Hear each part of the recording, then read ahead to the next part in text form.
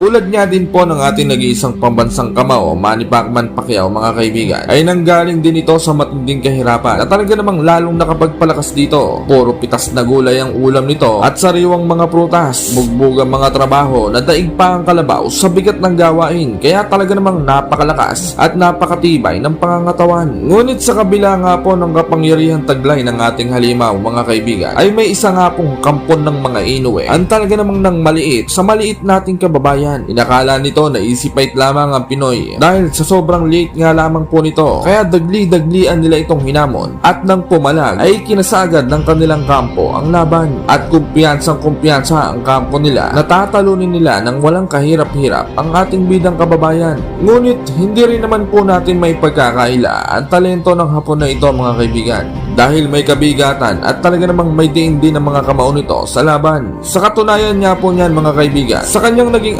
amateur career nga po sa boxing ay nakapagtala lang naman po ito ng katakot-takot na 123 panalo at 4 nga lamang po ang kanyang naging talo. Dagdag pa rito ay nagtala nga rin po ito ng 90% knockout ratio sa kanyang amateur career na talaga namang nakakakilabot. Samantala, bago ang laban, kung ano-anong kalapastanganan ang lumalabas ang nguya-nguya ng maangas na Hapon mga kaibigan. Cute size daw ang boxing gloves ng ating kababayan at mukhang pambata ang size ng sapatos. Mukhang hindi daw ito napatrukan at hindi pa nakakalasa ng kahit anong klaseng bitamina. Halatang kinulang din daw ito sa aruga at walang nagpalaki ng ayos. Nagkamali daw ito ng sports na sinalihan. Dapat daw sa kanya ay nag-chess o di kaya nagpatintero na lamang. Mukhang hindi daw ito sanay sa bugbog at garote di alimpungatan eh. Dapat daw sa Pinoy ay mag-alaga na lang ng mga manok, baboy at kalabaw sa probinsya. Hindi daw kasi ang tipo nito ang may ibubuga sa pakikipaglaban at pakikipagpatayan. Hindi daw tulad niya na kumpleto sa bakuna at bitamina. Kaya talaga namang bongbo at malakaptain barbell ang pangangatawan niya. Kuno, sinabi rin ito na siya na daw ang susunod na Naoya Inoue ng Japanese Boxing Society. Gugulantangin niya daw ang mundo ng boxing. Papabulagtain niya daw ang Pinoy sa ibabaw ng lona hanggang mamilipi at magsabing sumusuko na ito sa laban. Binueltahan naman ito ng Pinoy at sinabing may bakuna siya sa ketong, bulutong, balatong, kurikong, ulupong, jampong, tumbong, pagong at kangkong na may bagoong. Ginagawang candy lang din daw niya ang vitamins dahil kahit magtulong-tulong pa daw ang ubong kabayo, sipon, COVID at trangkaso ay hindi daw ito uubra sa kanya dahil sa sobrang lakas daw ng kanyang resistensya at pangangatawan. Iyayabang pa daw niya ang mga bakuna at vitamins na iniinom niya eh. Kahit wala daw siya nun eh, makapangyarihan siya. At pagpapatunay nga lang daw po ito na siya ang tunay na mahinang nilalang at kailangan pa niya ng bitamina upang lumakas ang kanyang katawan. Kasabay ng pamamasada ng unggoy para sa kanyang pamilya, ika-13 ng Mayo taong 2023, tuluyan ng naigasa ang laban ng Vince Paras alias J. Vince kontra sa Hapon na si Ayumu Hanada alias Long Nose at Vice Grip na tirador ng sinarsyadong Salagubang. May malinis na kartada ang Hapon na 13 panalo, 11 ay tinapos sa pamamagitan ng knockout at walang bahid ng anumang talo. Samantalang ang Pinoy naman ay may 15 panalo, 10 ay tinapos sa pamamagitan ng knockout at 1 talo lamang. Ginanap ang kanilang laban sa Okada Manila Hotel and Casino, Paranaque City. Undercard dito sa laban ng John Riel Cuadro Alas, Angas ng Pinas Casimero at Pilipos Ngitong Buha. Unang round, dinadaan sa haba ng Hapon ang laban. Ngunit mahahalatang hindi ito tumatalab sa malamarmol na panga ng Pinoy. Walang calcium.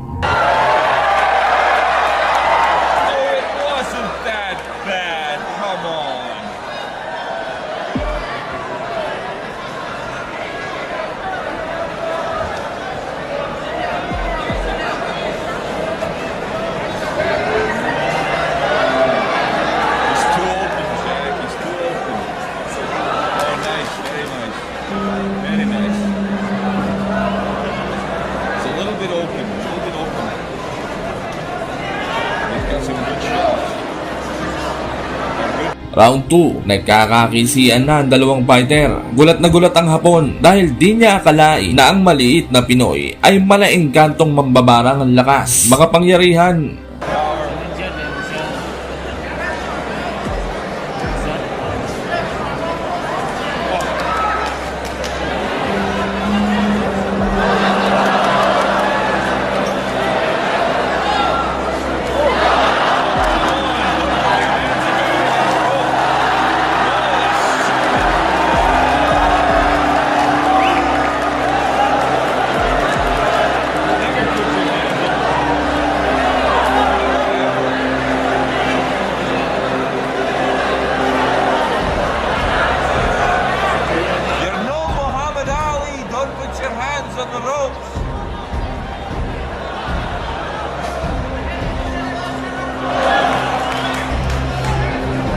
Round 3, binibira ng Pinoy ang Hapon at talaga namang nagkakasabayan. Ang tapang din ng Hapon malautangerong siya pa ang ganit kapag sinisingil.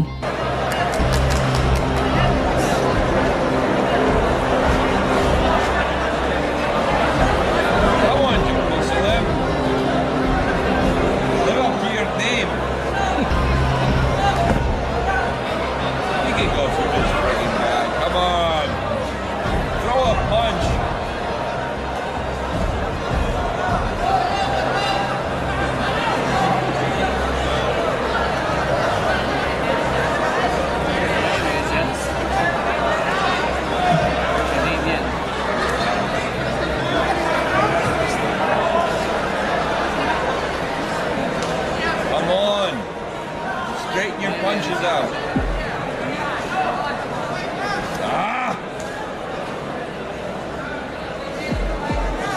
The roundabout way is no good. Punch straight. It's gonna lose.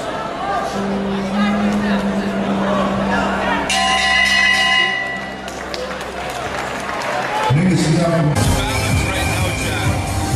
Apostolon has the power, but does he have the technique?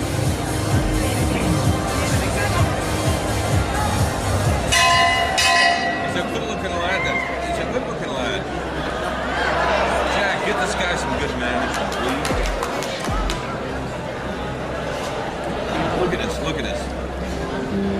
Look at this.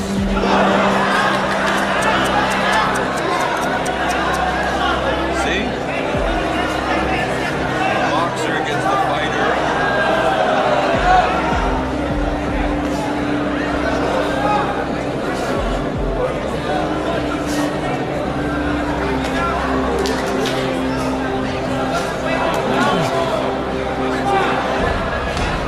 That's it. You got the power. Come on. Come on. Give him your power. Give me your power. Round 5, parang nagtitipid na ng gasolina ang Hapon. Hindi na ito masyadong kumikisi. Samantalang ang Pinoy ay mahiyamo kunehong nakarobos, bomba ng bomba. You have the power. No bouncing, fighting.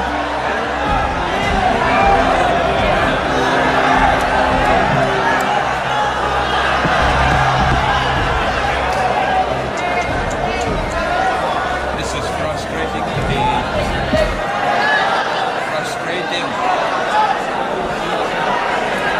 The best man is not going to win this fight.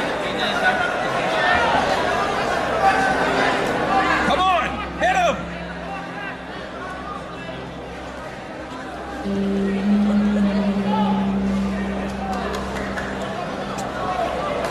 Oh, jeez.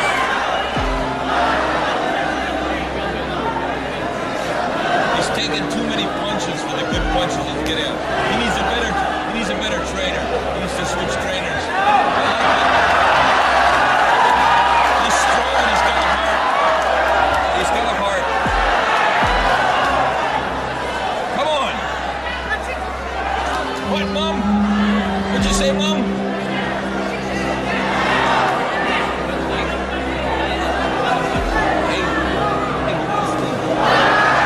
Round 7, nagiging punching mitts na ang nguya-nguyaan ng Hapon. Sinasalo ng inam ang mga jab at kombinasyon ng Pinoy. Punch him in the nose. Come on. Act like you're from Glasgow. Shit. Shit. Take this kid's career under your hand. Final round, binubuhos na ng Hapon ang itinagong gasolina. Samantalang ang Pinoy, napakatibay pa rin, malarobot. Oh, bullshit. Come on, Hapostolon, he's ready for you. You gotta land the punch, baby.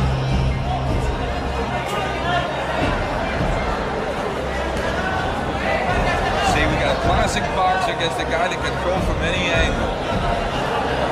All he gotta do is hit that one good punch and he's got him.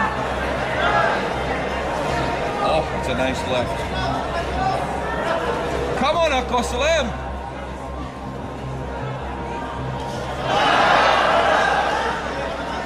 He looks good.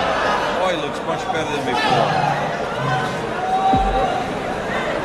Samantala, itinanghal na panalo ang ating kababayan at napayakap ito sa kababayan ng Hapon na Chicks na animoy gusto rin itong kalabanin ng banayad at dahan-dahan.